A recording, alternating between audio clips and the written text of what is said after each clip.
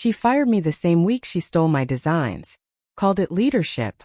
Said I didn't fit the future of the firm I helped build. But what she didn't know was, I had receipts, timestamp files, and a plan. She thought she erased me. But I was already rebuilding the stage for her downfall. When Brooke Langford called me into her office that morning, I already knew what was coming. She didn't even bother to mask it with pleasantries. Just a sharp smile and a line rehearsed to sound like sympathy. "Elena," she said, folding her hands like a saint, "this firm is evolving.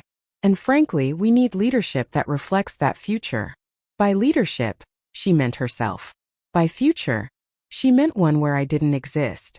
I sat quietly, not because I agreed, but because I knew better than to give her the drama she wanted. Through the glass walls of her sleek corner office, I could see coworkers pretending not to watch. I didn't flinch. Brooke continued, voice honey-slick and confident. "The Baymont waterfront project is too critical to risk delays. You've done good work, of course, but we need someone who can carry the vision." My jaw clenched.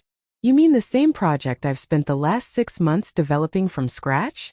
She leaned back with a sigh. "That's your role, Elena. To support the creative director." I presented it to the board. "That makes it mine now." "Of course it does." I didn't respond. I stood up, smoothed my blazer, and nodded once. "I'll be out by Friday. But Monday, Brooke." I let the pause hang. "Monday's going to be interesting." Her eyes narrowed. This cryptic attitude is exactly the problem. I didn't care. "My name is Elena Martinez, age 49. Senior architectural designer at Caldwell Tate for the last 8 years. I've led award-winning projects that blended sustainability with sleek, livable design. City parks that didn't flood, coastal buildings that could breathe with the wind." But Brooke Langford? She was the storm we never saw coming. At just 41, she'd become the youngest creative director in the firm's history. Sharp suits, polished charm, and a gift for repurposing other people's brilliance. Particularly mine. She started small, rephrasing my ideas in meetings, giving input right before presentations, slowly edging her name onto projects she hadn't touched. I let it slide at first. I believed good work would speak for itself. I was wrong. Over time, she'd learned how to harvest credit like it was a crop. Mine always bloomed just in time for her to collect. And now she was cutting me out entirely. As I walked back to my desk, I passed the firm's wall of achievement. Renderings of our most successful projects lined the hallway: Lakeview Pavilion, Pine Grove Commons, East Bay Tower. My work, every line, every curve. All of them bearing her name. Back at my desk, my phone buzzed. It was Noah Grant, our senior structural architect and one of the few people who saw through Brooke. "Tell me it's not true." "It is," I texted back. "She's pushing me out. She's insane. The city just gave your Green Corridor design an award." Her Green Corridor design, if you read the firm's website. I opened my drawer and pulled out the small matte black external drive I kept hidden. Inside it, years of files, emails, drafts, my full design archive. And more importantly, the truth. Every project. Every idea. Every theft.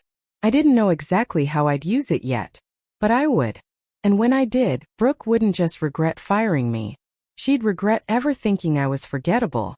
Brooke's betrayal didn't happen all at once. It crept in like water under a door, silent, steady, and only obvious when it was too late to stop. When she first arrived at Caldwell Tate, she was just a project manager, one of many.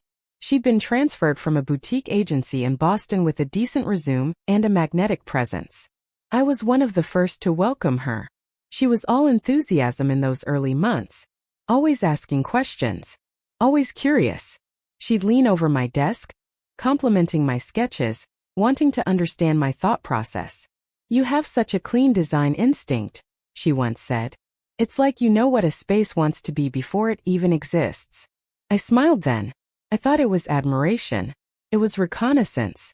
Within a year, she climbed faster than anyone expected. Private lunches with Martin Caldwell, casual weekend retreats in the Catskills with senior partners. I didn't think much of it at first. She was charismatic and I was focused on my work.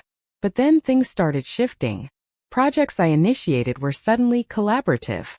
Her name appeared on proposal decks I hadn't even seen. She began giving polished presentations that looked eerily familiar, using language I drafted in early memos, quoting ideas we discussed alone. I remember one meeting vividly. I had just wrapped up the initial concept for the Pine Grove project, a low-impact residential complex designed for flood-prone zones. I was about to speak when Brooke cut in.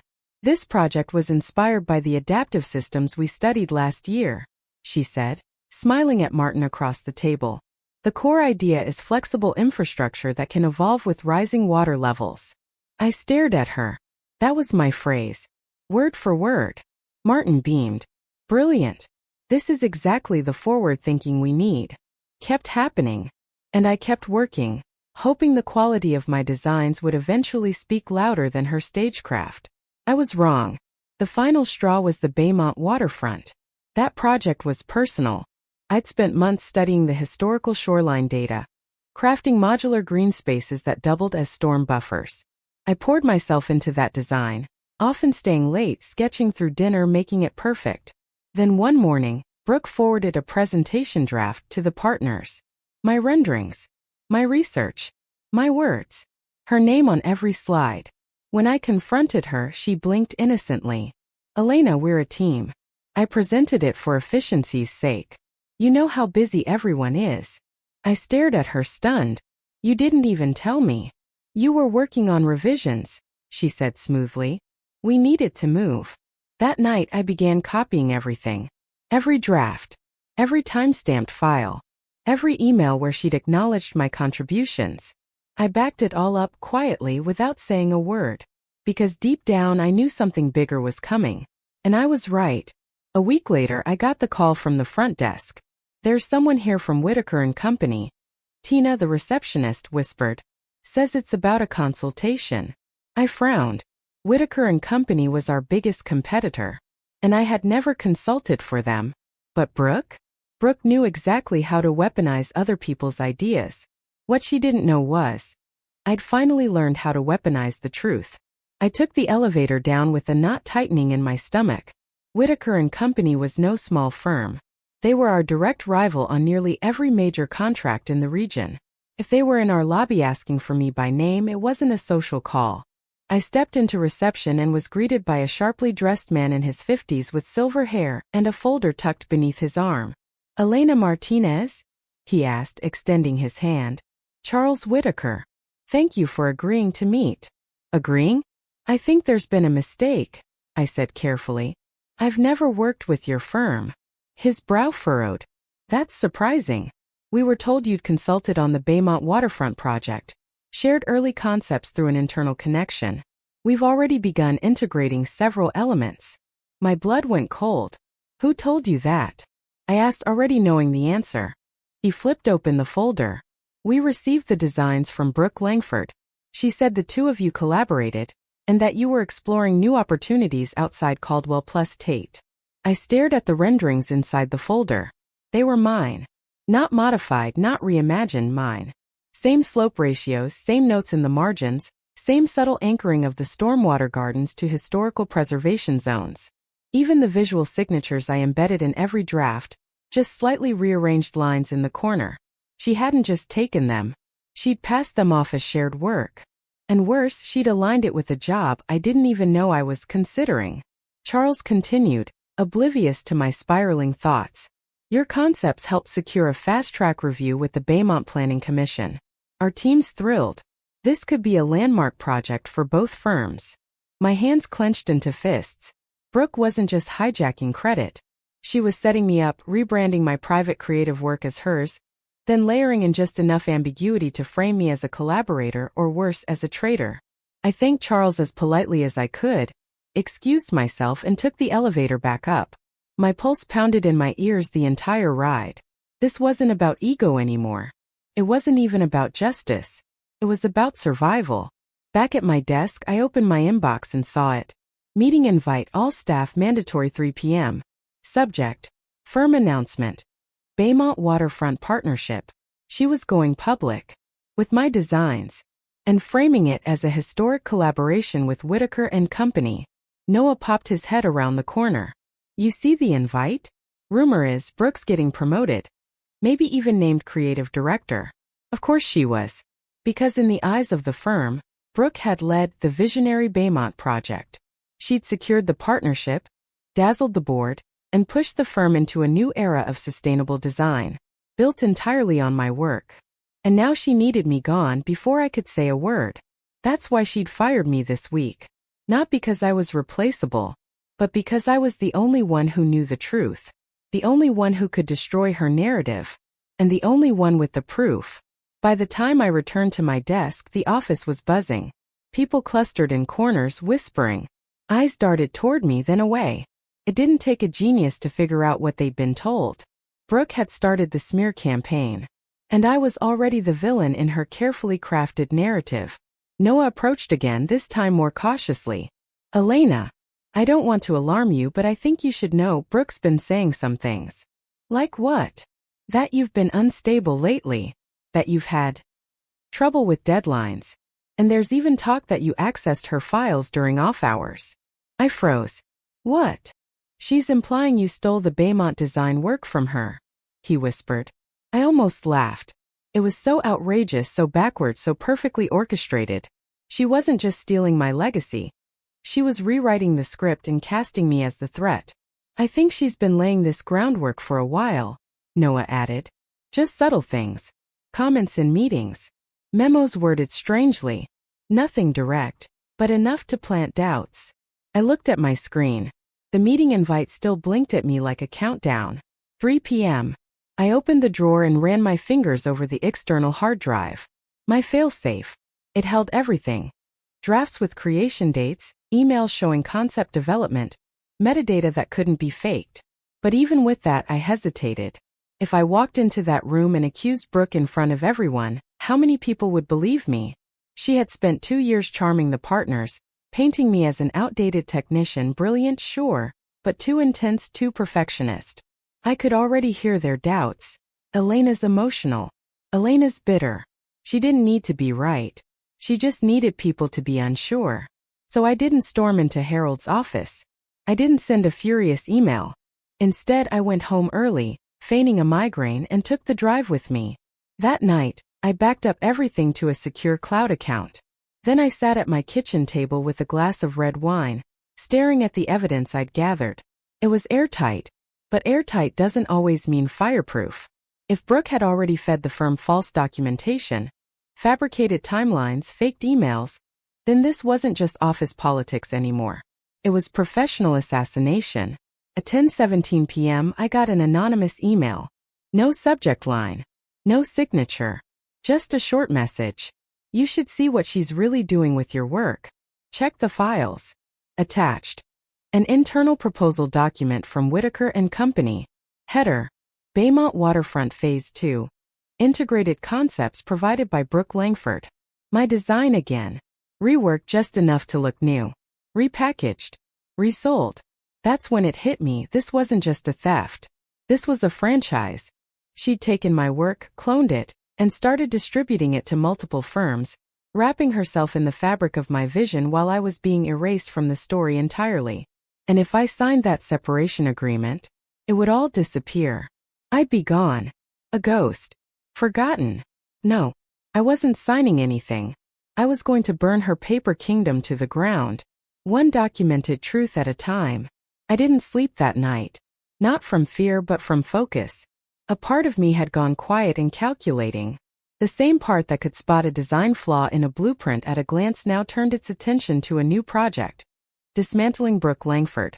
By morning I had a plan. I started by going through every email Brooke had sent me over the past 4 years. Every compliment, every assignment, every note where she asked for a quick sketch, or just a layout to build from. I found the breadcrumbs, threads where she clearly asked for my input and guidance. They weren't vague. They were direct, and they placed me as the origin of every major idea she now claimed as her own. One email stood out. It was from 2 years ago.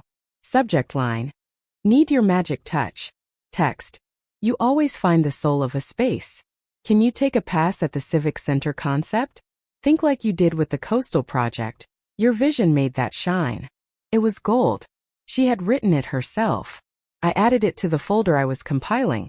along with renderings, email chains, voice memos, and internal chat messages that showed my ownership of designs going back years.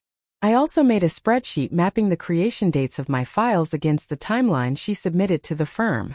The inconsistencies were glaring. Her dates always came after mine. Always. By noon, I had over 70 pieces of evidence. It wasn't just proof of authorship. It was a map of systematic theft. But I needed witnesses too. So I reached out to Tina Blake, our receptionist. She'd been there for nearly a decade and she had seen a lot. "Tina," I said over coffee, "do you remember who handed in the first Baymont mock-up packet last month?" She nodded immediately. "You did. On Monday morning, just before the partners' weekly check-in. And Brooke. She asked me to print her copy on Tuesday," Tina said. "Why?" I smiled. "Would you be willing to say that officially?" Tina blinked. "She's been saying she led the design." "I know," I said. "That's why I need your help." She hesitated, then nodded. "You've always been fair to people, Elena. I'll back you." I left the coffee shop with more than a caffeine buzz. I had a timeline, I had documents, and now I had a witness. By the end of the day, I had everything compiled into a sleek PDF presentation titled, "Design Authorship and Timeline Verification, Baymont Waterfront Plus Supporting Projects." I sent a copy to my attorney, a friend named Vanessa Cho, who specialized in intellectual property. Her reply came within 20 minutes. "This is airtight. If you want to go public or legal, you're ready." And I was. But first, I wanted the firm to see what they'd almost let slide. I wanted Martin Caldwell to understand who he had nearly handed the crown to. So I requested a meeting. Boardroom. Tomorrow. Noon. No dramatic email. No accusations. Just, "I have new information regarding the Baymont project. Please be present." The trap was set. And this time it wasn't me walking into a firing. It was Brooke walking into the reckoning. The next day, I walked into the boardroom 10 minutes early. I wore a charcoal suit with clean lines and no flash. Nothing to distract from the facts I was about to lay down. My hard drive was in my bag. My documents were printed, tabbed, and arranged in a simple black folder. When Brooke entered at 11:59, she was all gloss and confidence. Navy dress, perfect posture. A smirk that said she thought this meeting was about me begging for severance or redemption. She didn't know she was the one under review. Martin Caldwell arrived with 2 other senior partners and the firm's legal advisor. Their expressions were unreadable. "Thank you all for coming," I said calmly. "This will be brief." Brooke raised an eyebrow. "Elena, is this really necessary? The firm already." I didn't let her finish. "I'm here to clarify a serious misunderstanding regarding the authorship of the Baymont Waterfront project. And others." I clicked my remote. The screen behind me lit up. Slide 1. Original design sketch, dated, signed, and timestamped. Slide 2. Internal memo from Brooke asking for input on the exact same concept. Slide 3. Tina Blake's sworn statement confirming the order of submissions. I continued methodically, calmly, laying out a timeline that exposed how Brooke had positioned herself as the sole visionary behind not just Baymont, but 3 other major projects over the past 2 years. Her face began to change at slide 5, when I showed an internal chat where she admitted she was borrowing from one of my older designs because it already had the bones. By slide 7, the room was dead silent. "Every file here is backed by metadata, stored originals, and cross-confirmed emails," I said, closing the presentation. "I've submitted copies to legal and to my attorney. I'll also be forwarding them to Whitaker and Company, since their proposal includes stolen content under fraudulent pretenses." Brooke laughed, but it was brittle. "This is insane. You're bitter, Elena. You're twisting the facts." "The files have been verified," said Martin quietly, holding one of the printed documents. "Your timelines don't match up, Brooke. And you never disclosed a consultation with Whitaker." "I didn't," she snapped. "That was a courtesy chat. That included forwarding client-facing materials." The legal advisor cut in. "That's a breach of protocol." Brooke turned to me, eyes sharp now. "You think this proves anything?" "It proves everything," I said. "But even if it didn't, the fact that you needed to erase me to succeed tells its own story." Martin folded his hands. "Brooke, please wait outside while we speak privately with Elena." She hesitated. Her lips pressed tight. Then she turned and left the room, heels clicking like hammers against stone. I stayed seated, hands still, breathing even. For 8 years, I'd watched my work disappear under someone else's name. For months, I'd been maneuvered out of my position by someone who treated ethics like design constraints, something to be bent for aesthetic. But now I was the one holding the blueprint. And the foundation of her career was about to crack wide open. The silence in the boardroom was thick after Brooke left. Martin leaned back in his chair, running a hand down his face. Elena, I owe you an apology. We should have seen it. I didn't smile. You weren't supposed to. She built her success on staying just beneath suspicion. The legal advisor, Ms. Khan, tapped the folder. There's more than enough here for a formal review, possibly grounds for dismissal. And if Whitaker and Company moves forward legally, the firm will be exposed unless we act first. I nodded. Then act. Martin looked at the others, then back at me. What do you want, Elena? I took a breath. Full credit on Baymont and any other project where my designs were used. Public acknowledgement, not internal. I want my name restored. Done, Martin said without hesitation. And, I continued, I want Brooke removed from any project involving my work. If you choose to keep her, I walk, and I take this public. Miss Khan scribbled a note. That's legally sound. We'll finalize terms. Martin nodded. We'll need time to handle the transition. You have until Monday, I said. After that, I forward everything to the licensing board. He didn't argue. By that afternoon, Brooke was suspended indefinitely pending investigation. The email that followed from Martin was succinct but powerful. Effective immediately, Elena Martinez is reinstated as lead architectural designer and recognized as the original creator of the Baymont Waterfront project and related works. We are committed to integrity and transparency moving forward. I didn't need applause, but the quiet nods from Noah, from Tina, from others who'd watched it happen in silence, they meant everything. A week later, I stood in front of the Baymont City Planning Commission. This time I presented the design. I spoke of modular greenways, climate-resilient materials, historical preservation, and accessibility. And I watched as the officials leaned in, not to Brooke's polish but to my substance. Afterward, James Whitaker approached me again. We'd still like to bring you on. This time openly. No games. I accepted, but on my terms. Caldwell plus Tate signed a licensing agreement with my new firm, Elena Martinez Studio, for all past projects that used my designs. I no longer worked for anyone. I collaborated. And I led. Brooke. She disappeared quietly. No lawsuit, no headlines. But the silence around her name in the industry became its own kind of verdict. 3 other designers later came forward with stories just like mine. One of them had quit architecture altogether. I helped her return. At 49, I thought I'd hit a wall. But it was just a locked door. And now I had the key. Months later at the Baymont groundbreaking, the mayor shook my hand and smiled for the cameras. You've redefined what this space can be, she said. I smiled back. That's what architects do. And as the cameras flashed, I realized something. Brooke stole my name off those plaques. But I had carved it into the foundation. And no one could ever take that from me again.